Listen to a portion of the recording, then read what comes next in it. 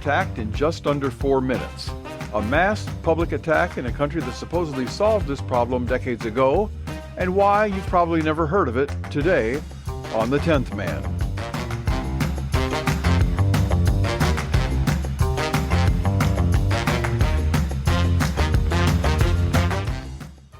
June 25th, 2021.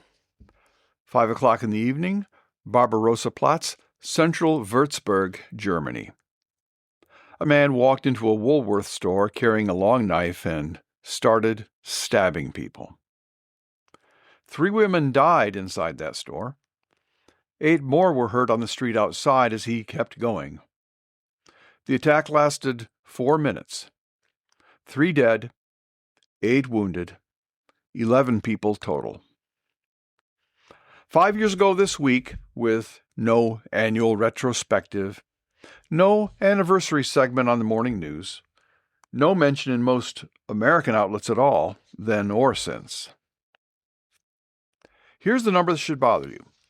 The American press has trained you to recognize 4 or more people shot as the threshold for a mass shooting. And shootings is all we ever talk about. But here, the number 11 clears that bar by more than double over, almost triple. But American trackers only track America. One detail kept Würzburg out of every headline here, the same way it keeps every foreign mass casualty event, what they should be talking about, out of the conversation. It didn't happen here, so it didn't exist here. Hold on to that thought, because we're going to come back to it at the end with something that happened on American soil the very same day, but something that took 3 separate events, not one, to add up to the same 11. This is the 10th Man, and today we're going back 5 years to a town square in Bavaria, because the number 11 tells you more about how this country counts tragedy than another year of headlines will.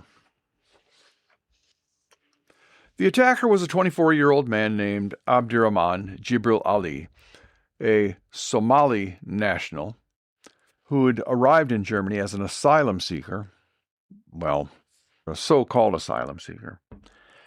It doesn't fit the definition of asylum if you keep going through one country after another until you find one that suits your preferences.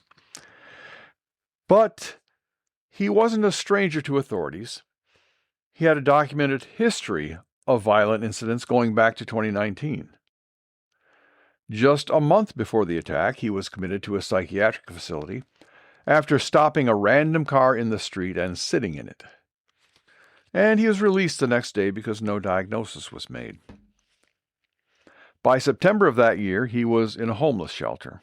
In January of 2021, 5 months before the attack, he threatened shelter staff and other residents, again with a knife. That's not a man who appeared out of nowhere. It's a documented pattern of escalating warning signs that nobody in authority acted on in time. A screening failure, a mental health system failure, and a 5-month window where the right intervention could have stopped this before it started. He walked into the Woolworth and killed 3 women. A 24-year-old buying a dress for a friend's wedding. A 49-year-old woman who'd moved to Germany only months earlier, killed while shielding her daughter. And a 3rd woman died at the scene as well. He then moved out onto the street and kept stabbing people. 8 more wounded, 6 with life-threatening injuries. 11 total. And here's where the story turns, because this is the part that should be the headline and never is.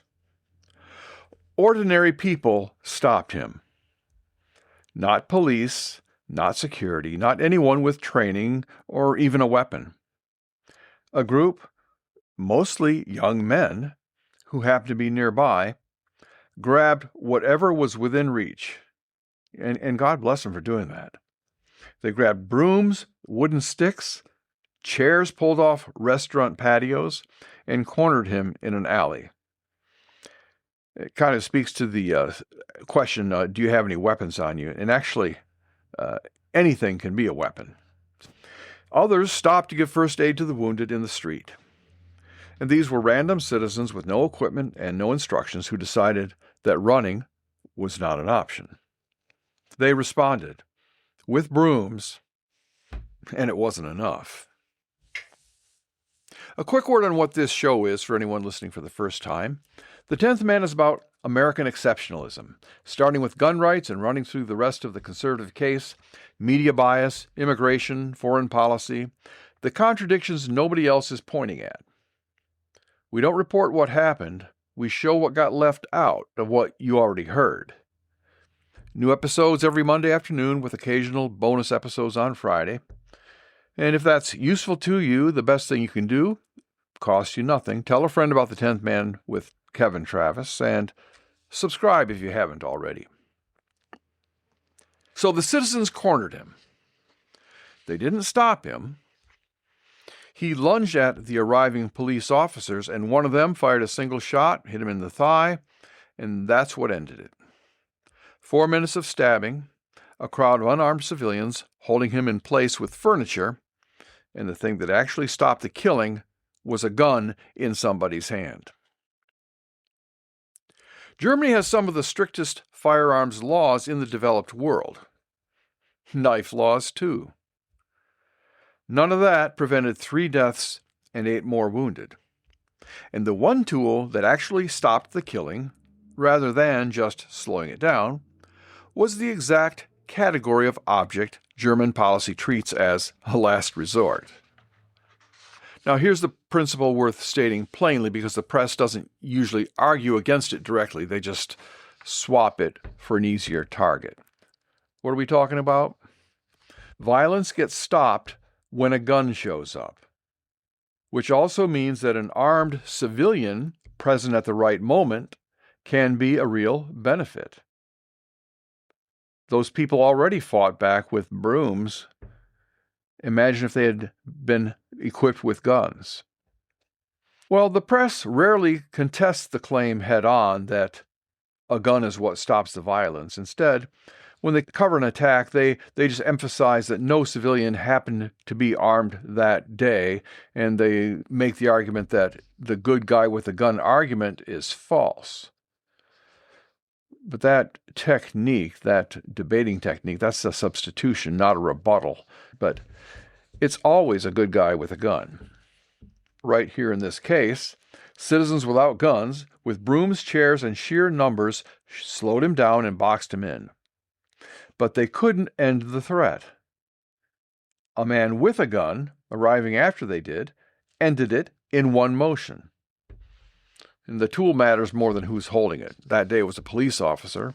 On a different day, in a different country, in the United States, it could just as easily be a civilian. The principle doesn't change. Now here's something to know about what makes this a mass public attack. Killers almost always know their victims. Most violence, whether it's domestic disputes or gang retaliation, happens between people with some existing connection, however ugly it might be. That's the actual rule and why most violent crime, however common, is not the thing that should frighten a stranger walking down the street in daylight. Most violence is contained inside relationships that already existed before anyone got hurt. But then there's the mass attack, because Jibril Ali broke that rule. None of his victims knew him. None of them had any connection to him at all. That's the whole significance of the detail.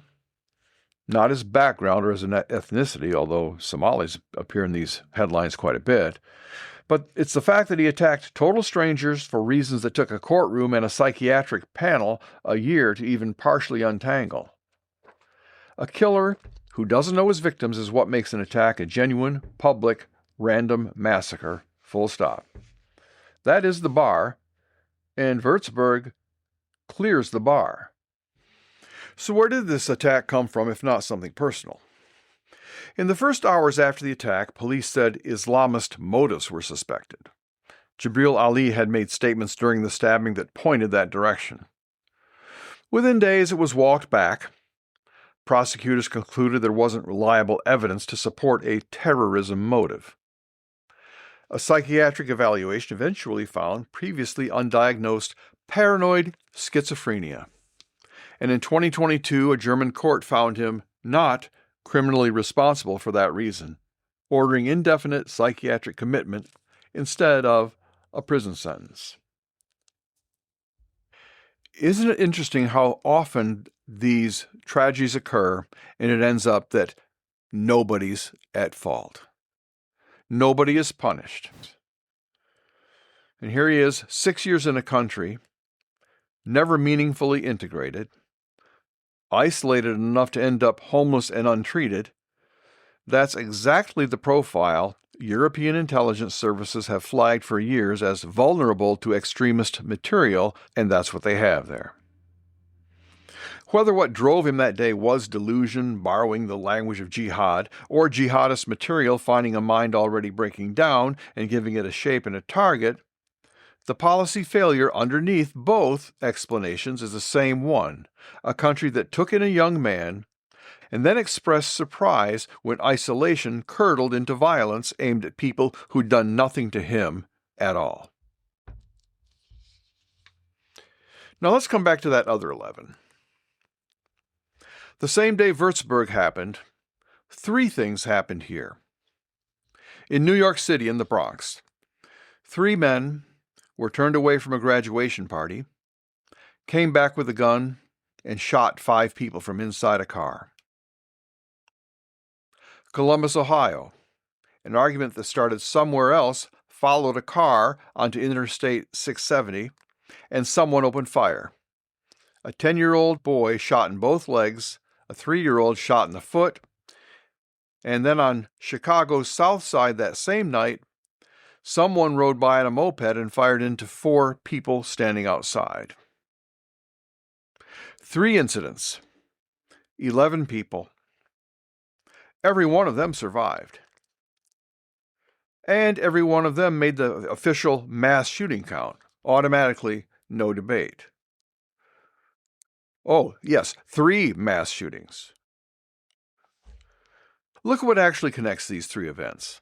A denied party guest retaliating against the people who turned him away, an argument between people who already knew each other before it ever reached the highway, a drive-by that, like the overwhelming majority of drive-bys, was aimed at someone specific by someone with a grudge. Not one of those 3 was a stranger attacking strangers. Not one of them could have happened to anyone passing by at random. They were grim, and they were real, and they were horrifying. And they were also exactly what most violent crime actually is: contained inside relationships, contained within rivalries, and in disputes that already existed before the trigger got pulled.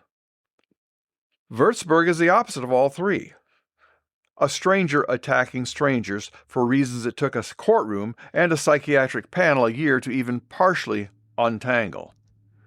A true mass public attack.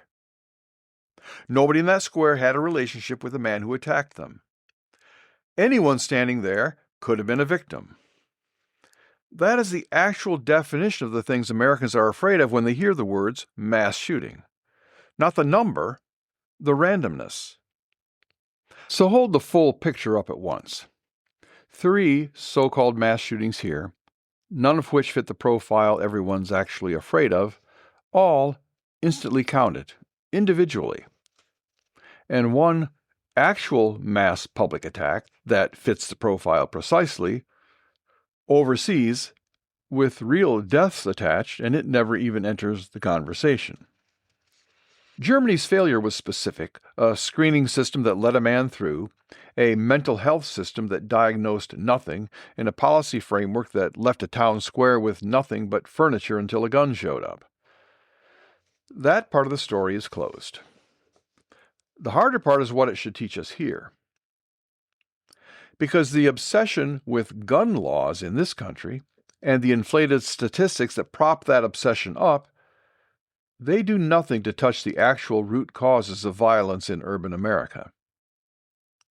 Take every firearm off the street tomorrow by decree, and Würzburg is the proof of what's left standing.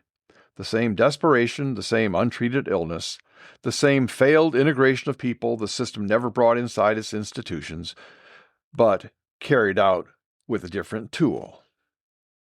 A knife killed 3 people in 4 minutes in a country that already has the gun laws American activists dream of. The method, the weapon changes. But the man, the isolation, the failure to intervene in time, none of that changes at all. Not to mention our failures in law enforcement. So the fight over magazine sizes and background checks is treating the weapon instead of the wound. Mental illness left untreated on the street for months. Drug addiction, drug distribution. Communities where violence is normalized and nobody outside them is held accountable for stopping it. Fix none of that, and the next attacker just picks up whatever's nearest. But fix all of that, and the weapon doesn't matter anymore. History doesn't repeat, but it rhymes. And the number 11 has been rhyming for 5 years now. In 2 countries, in completely different shapes, while almost nobody noticed or asked why the number, not the method, was always the real problem. This is The 10th Man with Kevin Travis, connecting the dots. Thank you for listening.